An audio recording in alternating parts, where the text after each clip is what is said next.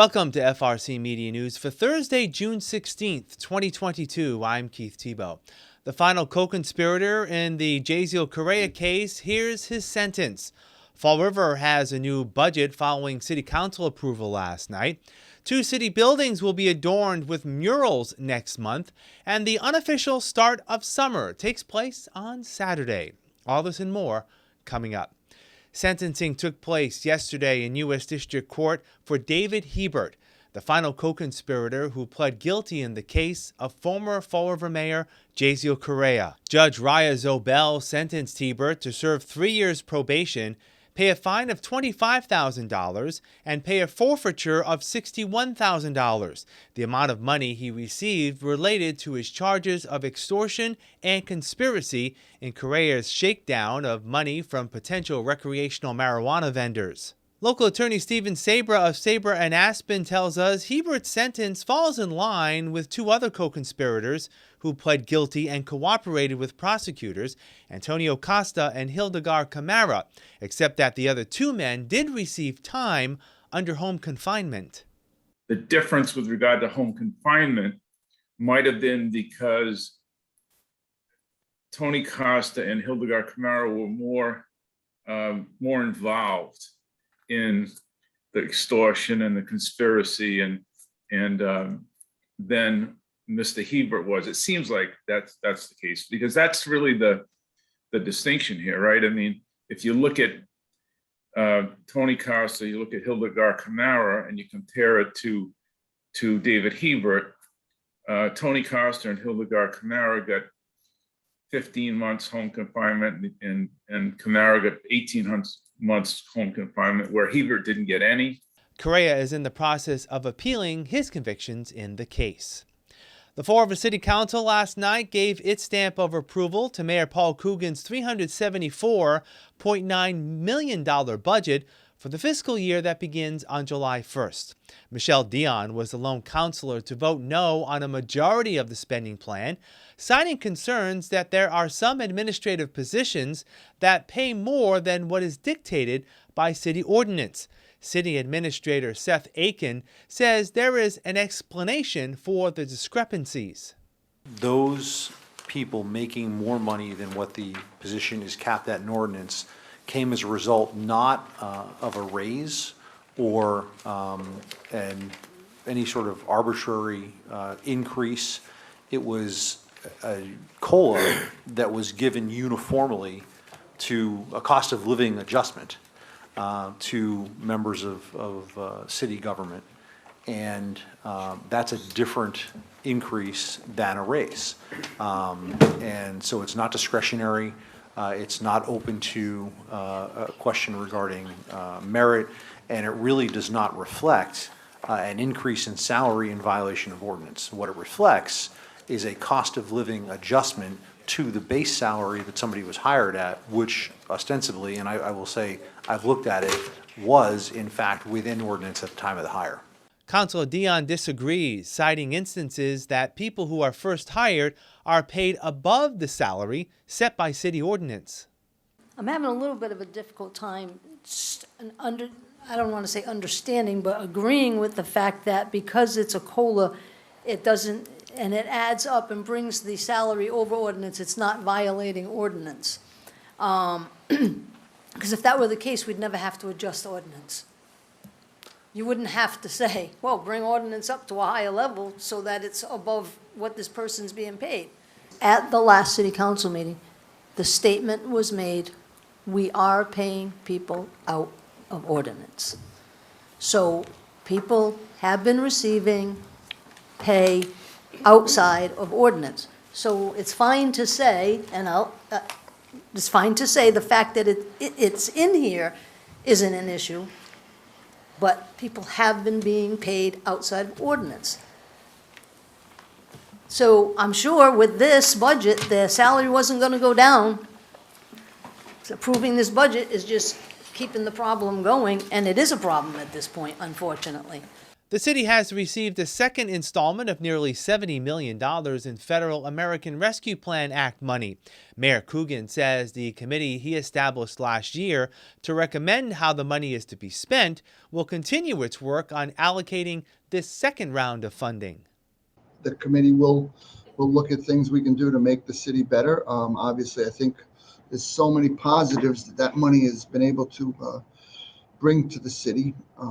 We're looking at a number of things in both public safety, streets, in government center, at the DCM.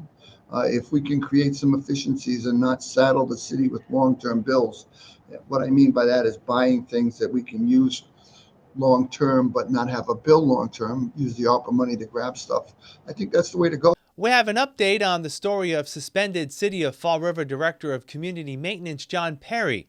Perry was suspended with pay back in April, pending an investigation. The Herald News reported that a source that they spoke to claims the incident under investigation, quote, may involve a possible accident that was not reported at the DCM barn on Lewiston Street and inaccurate paperwork associated with a snowstorm this past winter. Originally, the suspension was for 2 weeks, but has lingered on, frustrating Mayor Paul Coogan. I think things are going to work out to the benefit of both parties. And when things like this happen, because of the human resource nature of it, they're very delicate. You have to be extremely careful on what you say. I think what we want to do is make sure that the city gets the ultimate protections. I think we're looking for people that want to be working for the city, and at the same time, we don't wish Mr. Perry ill. We hope everything works out for him also. In this day and age of legal protections, courts closed, courts slowed down, still trying to clean up backups. Everything just kind of grinds to a halt. And it's extremely frustrating because the public sees it and says, well, they're not doing anything, or the schools aren't doing anything. When in essence, a lot is going on behind the scenes. It's just not going on it's more like a marathon than a 100-meter dash. It doesn't move the way I want it to, but at the same time, I don't control the timelines. Over 300 seniors took the stage to receive their diplomas at last week's graduation at Diamond Regional Vocational Technical High School. Class valedictorian Nicholas Azadnia told his classmates completing their Diamond education during the pandemic was an exercise in perseverance. Through Zoom gym classes and mask mandates, our class had what it took to adapt to the new normal and flourish. As I look through this crowd of graduating high school students, there's no doubt in my mind of our future successes. The tools and skills that our shops have given us are all invaluable. Equally as important is the head start we get as vocational students. The direction in which we can command our lives is much clearer now that we've learned our trades, with some lucky of us to be working in our respective fields out in co-op. As we transition into our adult lives, I'd like to ask all of you to be the best versions of yourselves as you weather the harshness of the real world. Last Sunday, the Fall River Fire Department held its annual Fallen Firefighter Remembrance Ceremony at the Firefighters Memorial at Kennedy Park. Throughout Fall River's history, 22 of our brother firefighters have made the ultimate sacrifice in protecting the lives and property of the citizens. If municipality's fire department is not the most trusted and respected department, then there's a problem. It's because of this sacrifice of the fallen firefighters that we today enjoy the trust and respect of the citizens of Fall River. The names of our fallen brothers are forever inscribed on this memorial bell behind me. When reviewing the names of our 22 brother firefighters, or fallen brother firefighters, I realized that I served with 9 of these men. 4 of their sons, and last week, one of their great-grandsons joined our ranks. I challenge you all to keep these men in your thoughts and prayers and never forget. To the firefighters, never forget each time you hear a pass device. Never forget each time you hear a backup horn. Never forget each time you turn on your SCBA. Never forget each time you don your turnout gear, because we are safer because of our fallen brother firefighters. The Watuppa Rowing Center will once again this summer be host to youngsters as part of 2 rowing programs. For the 3rd straight year, the Rowing Center is working with the United Way of Greater Fall River on its United We Row program, which is free for kids 12 to 19 with 3 2-week sessions beginning on July 5th.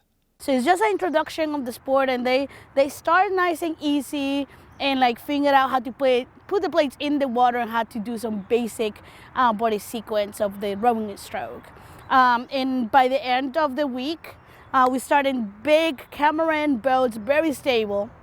And then we go into a skinny, tiny little boat that you see like college crews rowing by the end of the week. So it's a huge improvement.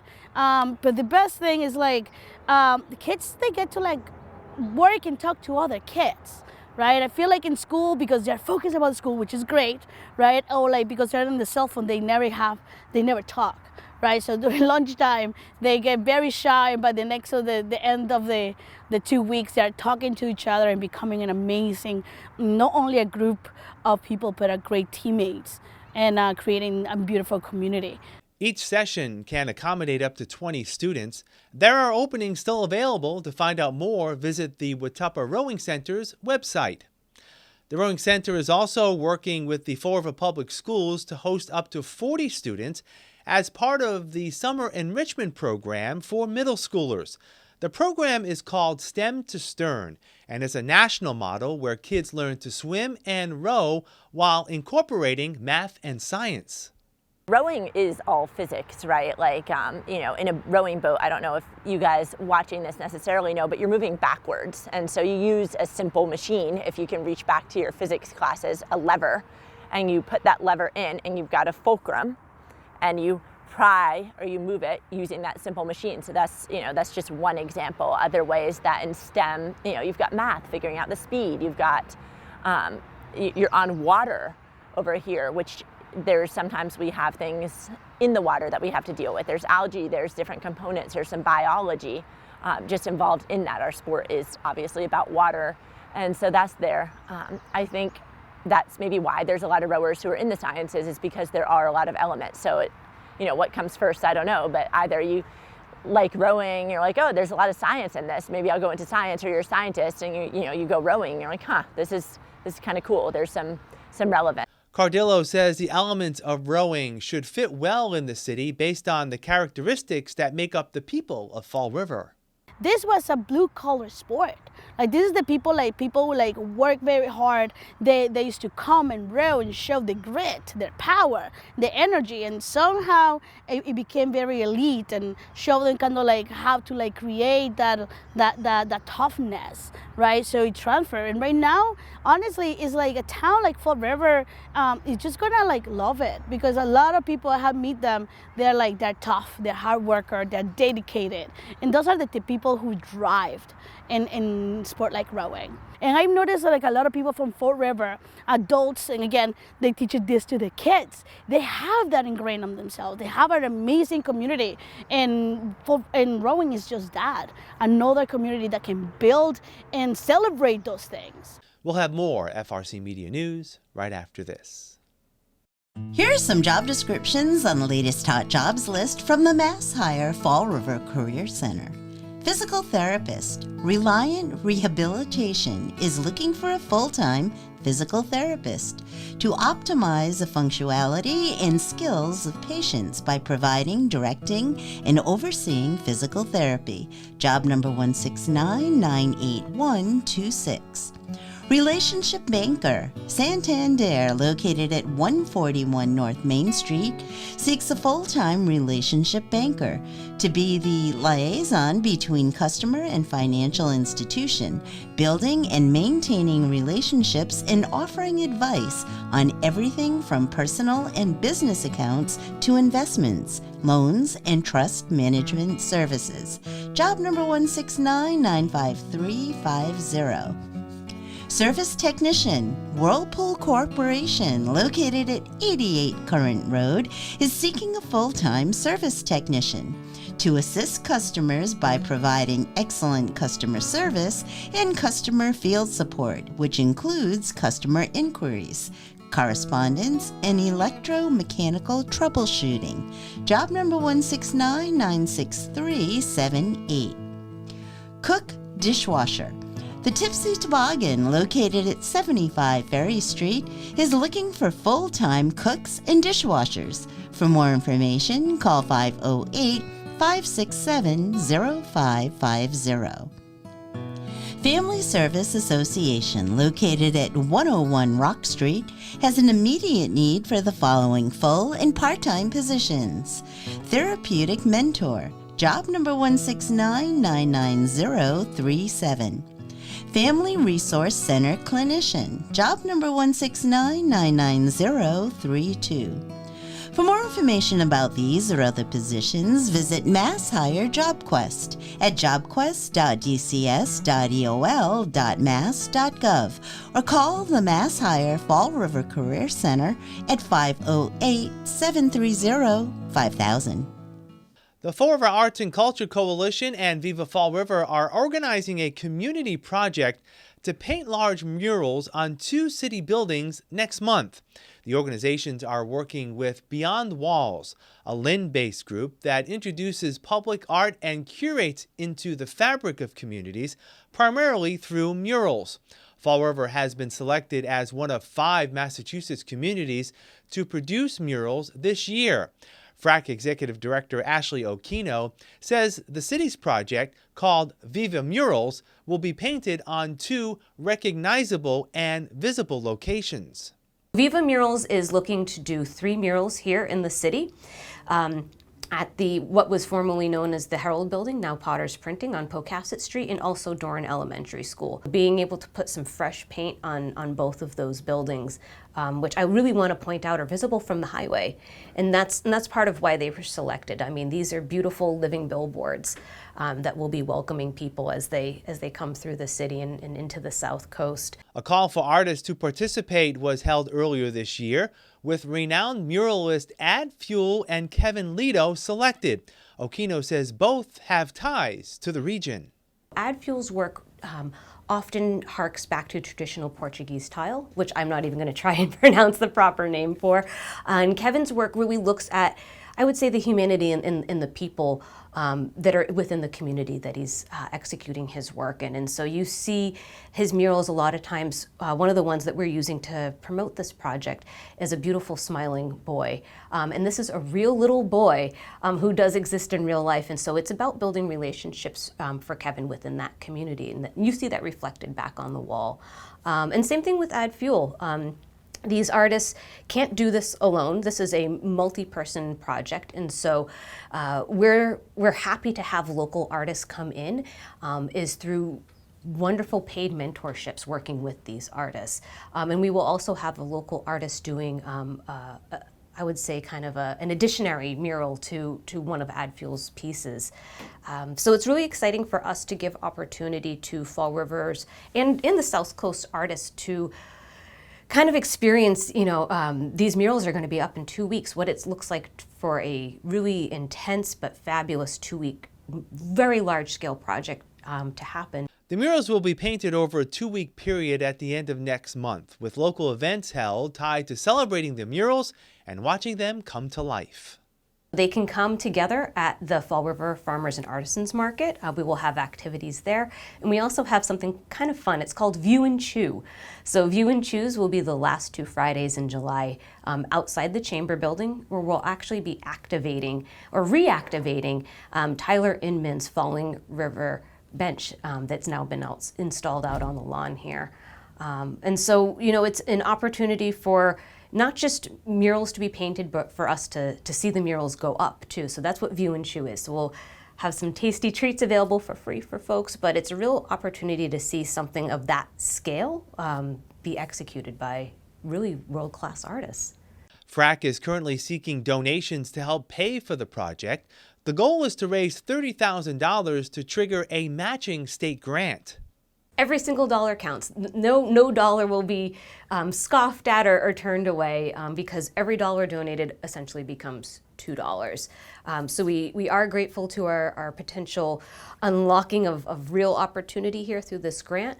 And I will say also that Beyond Walls, as part of our project partner, has committed 25% to this project as well. And so over the next few weeks, you're going to see our thermometer ticking up quite a bit as we have our partners add their givings to this special project, but also because I hope the community will really see value in not only creating a really vibrant, welcoming landscape to folks who are coming through, but also residents in the city. During the paintings of the mural, students at the Doran School will take part in a virtual art cultural exchange with students in Colombia, with a replica mural being painted in that country.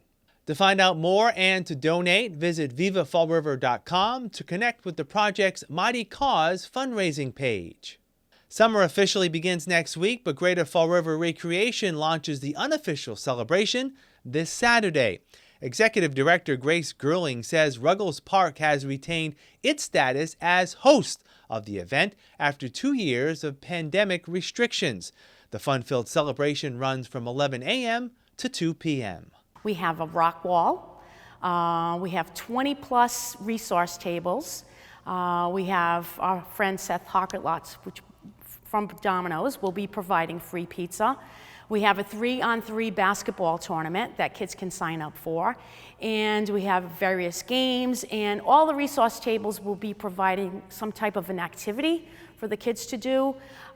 We also have face painting. We have some caricaturists and tattoos, temporary tattoos, and just a fun, full day of, free activities for families and kids to do. We'll wrap up this edition of FRC Media News right after this. Welcome to Hot Dogs and Cool Cats. Today we got our friend Mr. Sawyer. He is our 8-month-old hound mix. Would be best with kids that are 12 plus. He's very selective with other dogs. Cats he's okay with. He has that typical puppy energy. He's rambunctious, so he will need house-breaking training. He knows his basic commands like the sit. He will do paw when he wants to. He's a little stubborn little man, but he knows paw. He loves to go for walks. He's a pretty well-loving dog. He came from us as an owner surrender. So if you are interested in Mr. Sawyer, you can fill out an app at foreverpaws.com and then come down to 300 Lidwin Street and meet him. He would love to meet you.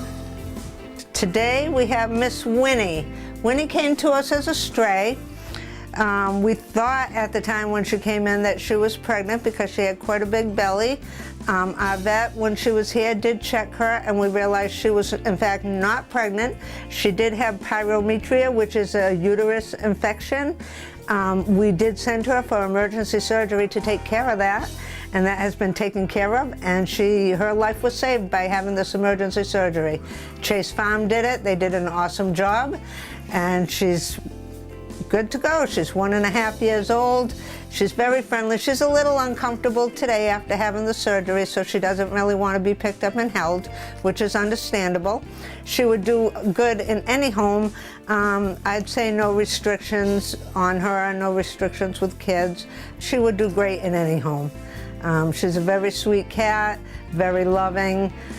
She loves attention. So if you'd like to meet Winnie, come on down to 300 Linwood Street in Fall River, Mass. She'd love to meet you.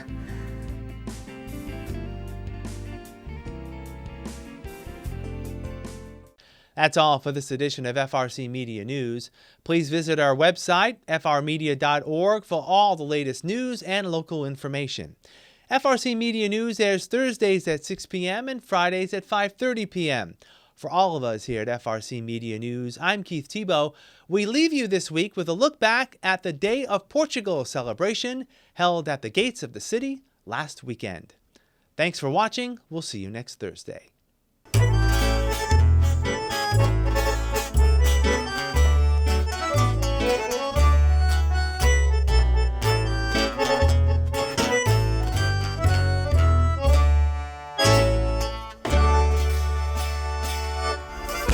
Eu quero ver assim, sim, sim, vai, vai. Chegou o Zé, como é que é?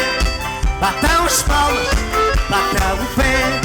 Chegou o Zé, como é que é? Bateu as palmas, bateu o pé. Chegou o Zé, hey, como é que é? Houve na mente das verdades, no silêncio da oração, na igreja da cidade. orgulho do seu torrão, segue para outro país, empregados de tristeza, sonhando em ser feliz numa onda de riqueza. Podemos sair por aí, fazer um programa legal, e o fim de semana curtir, que tal, que tal? Chega mais perto de mim, mais perto do meu coração. Se tudo der certo assim, que bom, que bom, que bom, que bom.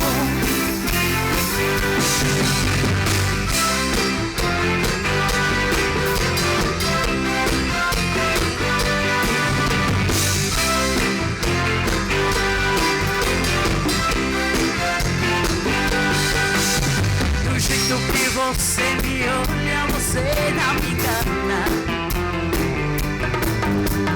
Sabe, a gente se inteligente